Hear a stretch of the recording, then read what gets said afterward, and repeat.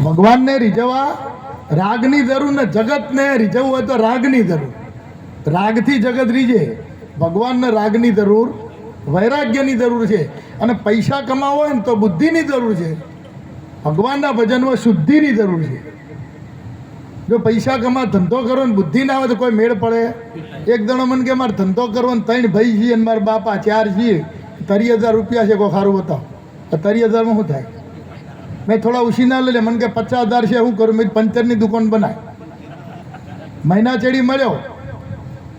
મેં કીધું ધંધો જેવો ચાલે? મને કે તમારું કપાળ ચાલે, આવું નાવ શીખવાડો છો કે? એક ગ્રાહક નહીં આવતું, એ ગ્રાહક આવું નાવ શું શીખવાડો છો કે?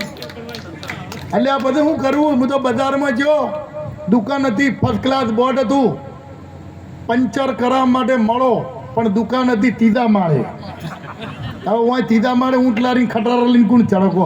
કીધું તું હેઠો ઉતારે, બધો ચડાવવાનો. મને કે આમાં કોઈ વળસ્યા નહીં, બીજો ધંધો બતાવ. મેં કીધું એક કામ કર, 30 રૂપિયાની થાળી રાખ,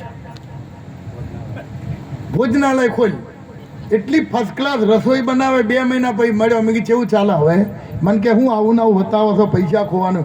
એક ગ્રાહક નહીં આવતું કે મારા બાપોને અમે 3 ભાઈ 4 જણા ખાઈએ છીએ, કોઈ આવતું જ નહીં. પછી મેં દુકાન છો કે ત્રીજા માળે દુકાન તો હતી, પણ બોર્ડ થયું મારી જ ખબર છે, પંચર કરાવવા માટે મળો. એટલે આ બોર્ડ તો બદલ ફૂડા હું આમના. પછી પાછો ભેગો થયો, મને કે 2 ધંધા રવા દો, ત્રીજો હતો. મેં રિક્ષા લઈ ગઈ, રિક્ષા લીધી. મહિના પછી કીધું હવે તો સારું છે ને. મને કે એક પણ ગ્રાહક આવતું નહીં, રિક્ષામાં કોઈ બેહતું જ નહીં.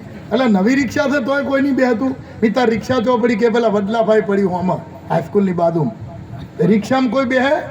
રિક્ષા નવી ચમ નતું બેહતું ખબર છે? 3 ભાઈનો બાપ 4 બેઠા હોય, પબ્લિકને એમ કે ભરેલી રિક્ષા છે. એટલે મેં કીધું તમે ધંધો રવા દો ને, ચોક હાથી રહી દો અને ચોકે ડબલા લઈને ટિફિન દો, આ તમારું કોમ નહીં આવો. બોલ સદગુરુ ભગવાન કી જય.